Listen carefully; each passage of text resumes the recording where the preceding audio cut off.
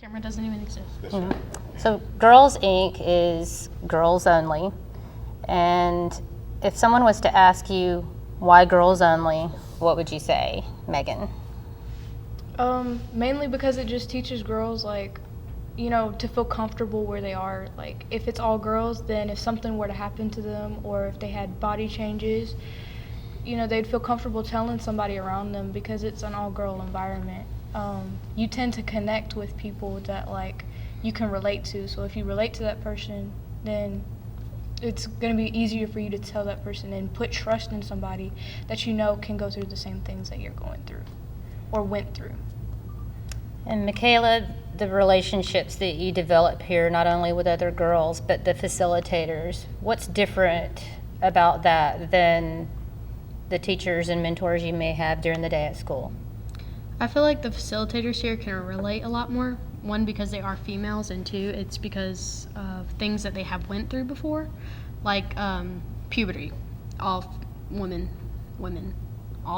go through puberty, and they can have a conversation with whoever needs or whoever's going through it. They can have a conversation with them about it and just teach them different things that they need to know. Like personally, they have helped me along the road with different body changes that I've had myself, and I feel more comfortable going to them instead of a room full of kids at school trying to talk to the teacher because I feel more safe here. So you guys had different answers, but the same in saying that it sounds like Girls Inc. meets you where you are. Yes. Okay, so Michaela, I'm going to ask you, there's no wrong answer for this one now. What do you stand for? What would you say if someone was stating Michaela is, you know, what would you say that, what's your foundation? What do you believe? Like, I believe in equality for everybody, and I am a women's rights activist, I would say, because I feel like we should have the same chance that men have, especially in the work field, STEM fields. They are all male dominated, and some people think that women can't do that job just because they are a female, but I feel as if women have the same rights that men do. okay, and Megan, a little bit different, but what do you care about? You know, when you're here at Girls Inc., what's something you never would have thought about before, and then you came to Girls Inc., and it's now something that's important to you? Connections with people, like in general. Before I came here, I participated in one sport, and that was cross country. Well, yes, like it is technically a team sport. I never felt a connection before I came to Girls Inc. because like I was never able to get into something that somebody else would like. We had the same views on, and when I came to Girls Inc. and like I figured out that there's different sports out there and there's things that I can do and I can find other people that do it with me, it makes me feel comfortable because I can relate to other people around me. And I forgot the question. I remember your sister being very shy when Yes. I first came here. Very introverted. And you were very extroverted. What changes have you seen in Megan since starting here at Girls Inc. in terms of that growth? Megan is still an introvert, but when she's here, she's more like lighthearted. Like especially when she started playing softball here, it was like softball, that was her family. That was her go-to thing to do every day. She's more of an ambivert now, so she's extroverted here, but like at home, she's still the same shy little girl that she was when she first came here. But she knows how to talk to people now, and it's great seeing her come out of her shell. Do you think it's helped your relationship with each other? 100% yes, because when we were with our mom, we never talked to each other really.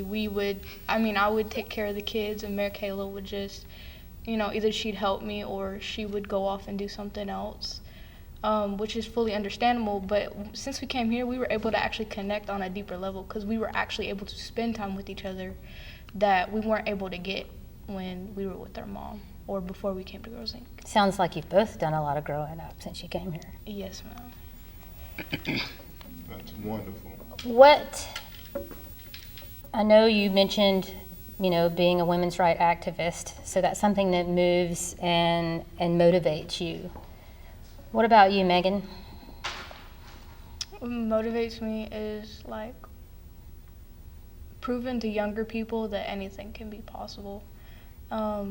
Especially like you don't have to let your past define you. Like don't dwell on the past, because I used to have issues with that.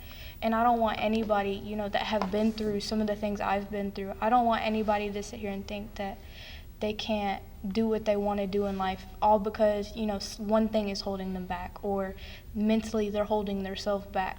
It's just like a mental battle that everybody needs to fight, but I want to help them fight that.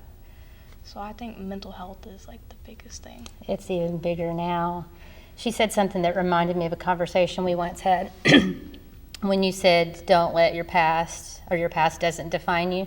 Do you remember the windshield conversation we had? Yes, ma'am. What do you remember? Do you want me to remind you? Yeah. So we were talking about the past and, the mistakes you might have made or that we've all made. And in our mind, we tell ourselves that that's how people are going to remember us, for that one silly mistake that we might have made. And it's usually way bigger in our minds. And I had said to you, do you know why your front windshield on your car is so big and your mirrors on the side are so small? Because they don't want you looking in the past. They want you to keep your mind on Right. forward. It's important to remember and to, check in every now and then. But that's the future. What's ahead is what's important.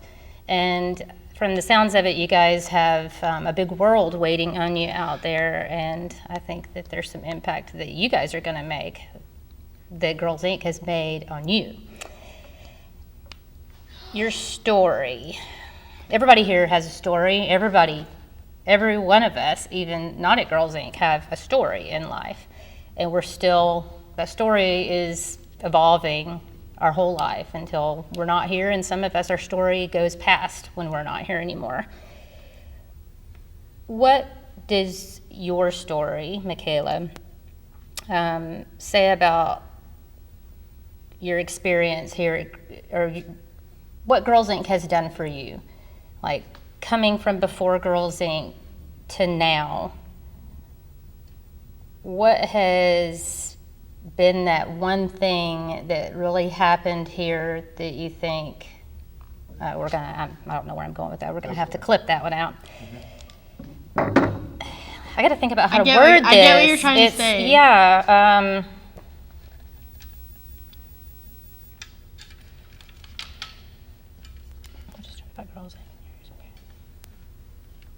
Okay, I think I know where I'm going with this now.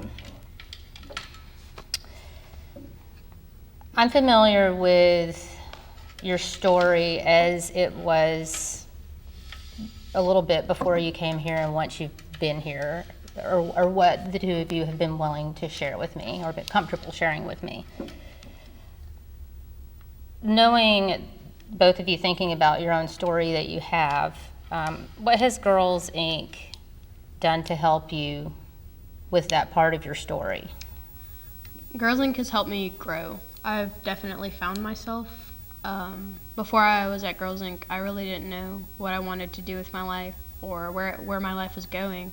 But then I came here and I saw all the opportunities that Girls Inc. has done for me, and I've definitely grown as a person because I'm not that same little 12-year-old I was before I came here. I have different skills that have developed since I've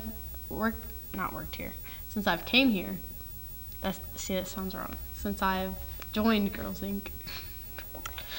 We touched a minute ago on your relationship growing and becoming better, and you mentioned you guys used to not talk at all before you came to Girls Inc. Can you expand on that a little bit?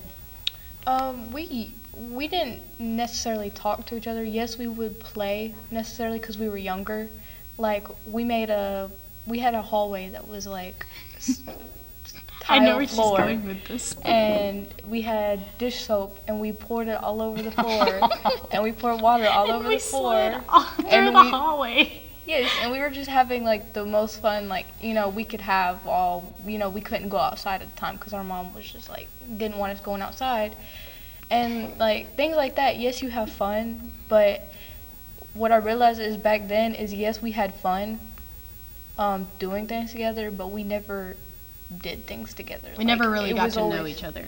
Yeah, we were always just like seeing each other in and out. So like I would go in my room, she'd come out of her room. I would go out of my room, she would go in her room. It was just kind of like a back and forth thing that we would always fight or we just wouldn't talk to each other. And we didn't have a connection like most siblings did at the time. And it kind of, it made me look back on that saying like I should have done something to help it, but I was too busy. And I just And you mentioned that you were busy Yeah. because it sounds like you were taking care We're of kids. 4 kids, and you were how old at the time? like 7 or 8. That's a very large responsibility for a 7-year-old. So you say taking care of, what were you having to do? I had to like clean up the house. Technically I even had to take care of my mom and made sure she ate, and I would cook. I'd clean the house. I would Get make the sure kids everybody dressed got for school. Yeah, I would just have to do like a lot of stuff around Make the sure house like a nobody mom missed the should do. bus. That a mom should do. Like I was the one doing that, and I was the one being my mom's mom because she was going through a dark hole, and I had to be the light. So it was just a lot of complicated things that I was just really busy and doing a whole bunch of stuff. That's extremely admirable. That's something I did not know. I mean, I did hypothetically, think that you probably had a lot of responsibility, but I didn't think about the age. 7 years old. That's how old my daughter is right now. I mean, I couldn't even try to imagine Scarlett getting people ready for school. I mean, there's no way they would be not going to school, or they'd be very late and hungry. So you should give yourself a pat on the back, and that's no one would ever wish that, but I imagine you're wise beyond your years for doing that. So. Yes. And so are the people I raised. They're very smart and intelligent. As you can tell, she goes to Columbus. They're very smart. I see the growth between you guys just since leaving here in the past year.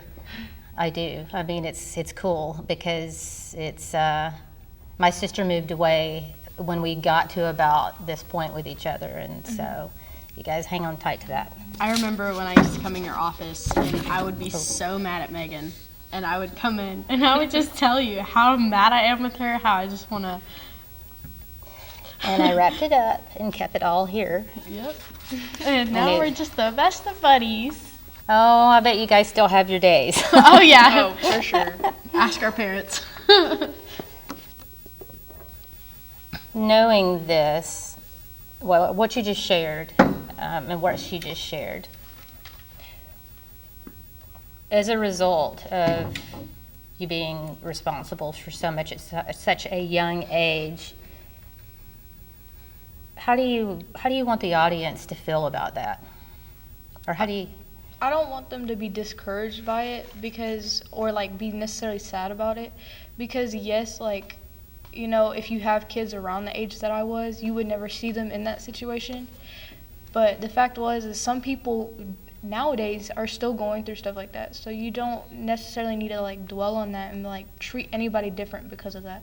Like, yes, I went through something and I was mature for my age, but I never told anybody when I was that young because I didn't want anybody to treat me differently. I didn't want people to treat me like, oh my gosh, you're so mature, or, let's baby you because you never were babied, or let me treat you like a child. I just never want anybody to treat me any differently than how they would if I was just a normal child. And I can't put emphasis on that enough, especially, going through what I went through. Is just treat them how you would normally treat them. Don't give them special treatment in that kind of way. I would also like to add to what Megan was saying. I don't want the audience to pity us. That's not what we want. We want them to be aware that kids are going through certain things, and aware that they should be, what's the word I'm looking for? Knowledgeable of the things that are going on, and shouldn't be so heavy to jump to conclusions. And I imagine there's a number of girls here that are doing that right now. Yeah. And one thing, I know with Girls Inc., there are several areas that, you guys have touched on with STEM and feeling safe.